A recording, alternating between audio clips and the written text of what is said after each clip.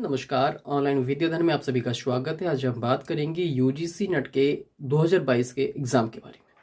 सामान्य जानकारी होना बहुत ज़रूरी है। जो एस्पिरेंट्स तैयारी कर रहे हैं यूजीसी नेट की, उन लोगों के लिए ये वीडियो बहुत इंपॉर्टेंट साबित होने वाला है, क्योंकि इस वीडियो में हम बात करेंगे यूजीसी नेट 2022 की संपूर्ण जानकारी जो नॉर्मली एक एस्पिरेंट्स को पता होना चाहिए। सबसे पहले इसके एग्ज़ाम, इसके एडवर्टाइजमेंट, इसकी क्वालिफिकेशन और इसकी क्या क्या ज़रूरतें हो सकती हैं आपके आने वाले समय में। सबसे पहले हम बात करते हैं कि यूजीसी नेट 2022 की एक्सपेक्टेड डेट क्या हो सकती है, कि इसका विज्ञापन कब आ सकता है। जब ये वीडियो मैं रिकॉर्ड कर रहा हूँ तो आज तारीख हो चुकी है 28 फरवरी। विद इन 15 डेज आपका ये नया एडवर्टाइजमेंट आ चुका होगा और आप इसको देख रहे होंगे। मतलब 15 मार्च तक आपका ये विज्ञापन आने की पूरी संभावना है। और ये जो विज्ञापन होगा उसमें ये मान के चलिए कि यहाँ ये जो वाला जो विज्ञापन है वो दिसंबर 2021 का विज्ञापन होगा, क्योंकि ये अपने सेशन को खत्म नहीं करते हैं, उसको मर्ज कर देते हैं। इसके बाद जो विज्ञापन होगा वो जून 2022 के लिए होगा और जो अगला एग्जाम होना है वो आपका जून में होगा। भले ही वो मर्ज सेशन करके चलें या वो कैसे भी करके चलें, वो उनकी प्रॉब्लम है, लेकिन आपका ये मान के चलना है कि आपका एग्जाम जो है जून में होने की पूरी संभावना है। ठीक है ना। बात हो गई एडवर्टाइजमेंट की। अब हम बात करते हैं कि आपका एग्जाम और आपके रिजल्ट की बात करते हैं। देखिए, आपके एग्जाम के विद इन 1 मंथ आपका रिजल्ट डिक्लेयर कर दिया जाता है और आपका जुलाई तक एग्जाम का रिजल्ट भी डिक्लेयर कर दिया जाएगा और अगला जो विज्ञापन है वो अगस्त में आ जाएगा और दिसंबर में जाके आपका पेपर होगा। ठीक है। और यहाँ पर हम कुछ और भी बात कर लेते हैं कि इसकी पात्रता क्या होती है। पात्रता के लिए मिनिमम आपका पीजी कंप्लीट होना चाहिए किसी भी सब्जेक्ट में, जिस सब्जेक्ट से आप अपना पीजी कर रहे हैं या कर चुके हैं। अगर कर रहे हैं तो आपका फर्स्ट ईयर कंप्लीट होना चाहिए, मतलब सेकंड सेमेस्टर आपने कंप्लीट कर लेना चाहिए, क्योंकि नई शिक्षा नीति के अंतर्गत जितने भी कोर्सेज है सब कुछ है सेमेस्टर सिस्टम में बदलना है। तो निश्चित तौर पे आपको सेकंड सेमेस्टर का रिजल्ट आपके हाथ में होगा और आप उसको अपीयरिंग में अप्लाई कर दीजिएगा, तो आप एलिजिबल हो जाएंगे यूजीसी नेट को एग्जाम को भरने के लिए। ठीक है। अगर बात कर लेते हैं कि इसमें डिफरेंस क्या होता है, क्योंकि बहुत सारे लोगों को पता ही नहीं होता कि जेआरएफ क्या होता है और असिस्टेंट जो प्रोफेसर के लिए अलग से अप्लाई होता है जिसे लेक्चरशिप कहते हैं, और एलएस और जेआरएफ में डिफरेंस क्या है। यहाँ पर बात कर लेते हैं एलएस और जेआरएफ से पहले आपकी आयु सीमा की।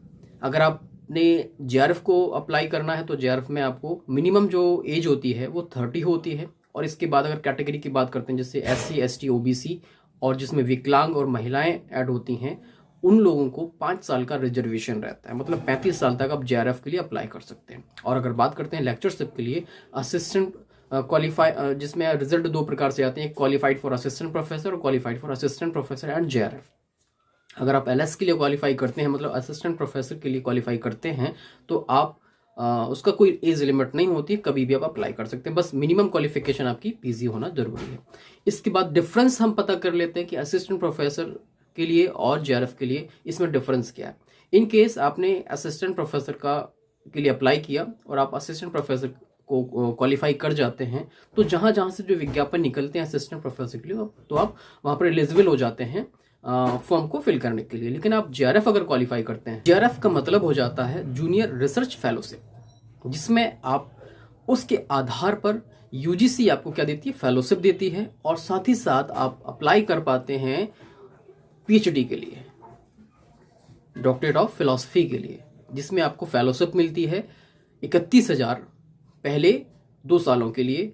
इसके अगर पहले 3 सालों के लिए और अगले 2 सालों के लिए आप एसआरएफ में कन्वर्ट हो जाता है, वही जाके आपका 35,000 हो जाता है। और भी चीज़ें कुछ इंक्लूड होती हैं, वो उनके बारे में हम अलग से वीडियो बनाएंगे, उसमें आपको बता देंगे। लेकिन यहाँ पर आपको बता दें कि आपको पढ़ाई के लिए पैसा मिलने लग जाता है, आप पढ़ाई कर सकते हैं। अगले 5 साल तक के लिए आपको जेआरएफ मिल जाता है और वही जाके आगे कन्वर्ट हो जाता है आपका एसआरएफ में।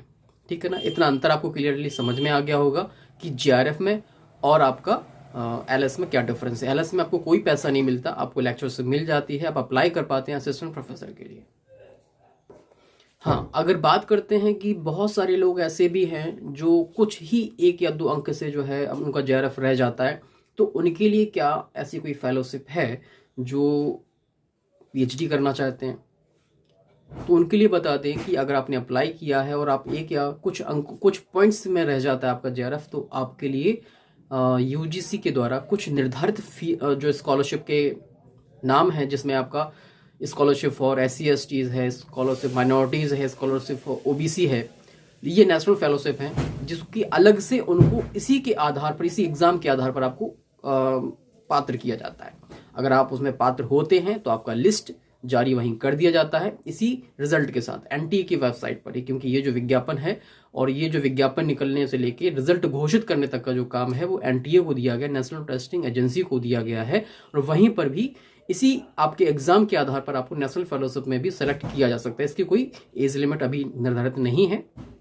और लेकिन इसमें एक बात ये भी होती है कि इन केस आपने कभी PhD में एडमिशन ले रखा है और आप जेआरएफ तब करते हैं, तो जितना टाइम आपका निकल चुका है PhD का, मान के चलिए PhD आपने 2 साल निकल चुके हैं, तो इसका मतलब ये नहीं कि 2 साल पुराना भी आपको पैसा मिल जाएगा, वो नहीं मिलेगा। जब से आपका टाइम PhD सबमिशन तक, आपकी जो थीसिस सबमिशन तक का जो टाइम होगा, तब तक आपका मिलेगा। मैक्सिमम टाइम 5 साल का होगा, ये ध्यान आपको रखना है, ठीक है।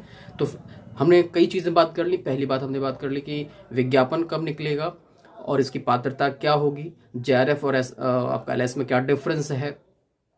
इसके अलावा अगर हम बात करते हैं और इसके अलावा हमने बात की है एज की, कि किस आयु वर्ग के लोग LS में अप्लाई कर सकते हैं, किस आयु वर्ग के लोग जो है जेआरएफ के लिए अप्लाई कर सकते हैं। सिंपल सा है कि अगर आप LS में अप्लाई कर रहे हैं तो आपकी कोई एज लिमिट नहीं है, कभी भी आप अप्लाई कर सकते हैं। जेआरएफ के लिए मिनिमम 30 ईयर्स है जनरल कैटेगरी के लिए, और जो जिसमें कुछ रिजर्वेशन कैटेगरी है जैसे कि SC/ST OBC, और इसके अलावा अगर बात करते हैं विकलांगों के लिए, इसके अलावा महिला, इन लोगों के लिए 5 साल का रिजर्वेशन है, तो वो 35 तक अप्लाई कर सकते हैं, ठीक है। हाँ, ध्यान रखिएगा, जो लोग हमारे साथ मिलकर तैयारी करना चाहते हैं ऑनलाइन विद्याधन प्लेटफॉर्म के माध्यम से, क्योंकि हमारे यहाँ से बहुत सारे बच्चे निकलते हैं और निकले भी हैं।